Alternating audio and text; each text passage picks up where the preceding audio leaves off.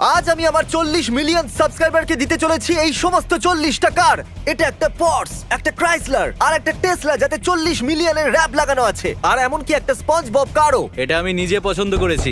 YouTube সবাইকে most recent সাবস্ক্রাইবারের লিস্টও দেয়। 40 million হওয়ার পর আমি ওই লিস্টটাকে রিফ্রেশ করলাম, আর সবার প্রথমে যে ছিল তাকে মেসেজ করলাম। ও একটা সারপ্রাইজ পেতে চলেছে। ও এটা জানি না যে ও 40টা কার পেতে চলেছে। আরে গাইস, কারের উপরে এরকম লাফিও না ভাই। 40টা গাড়ি পাওয়া কিরকম লাগে? কত ডলার খরচা করেছো? তোমার কি মনে হয়? $3 লাখ। আর সত্যি? হ্যাঁ, 5 লাখ? ওটা আমি বলবো না। Okay. ঠিক আছে বয়েজ, এগুলোকে লোড করো।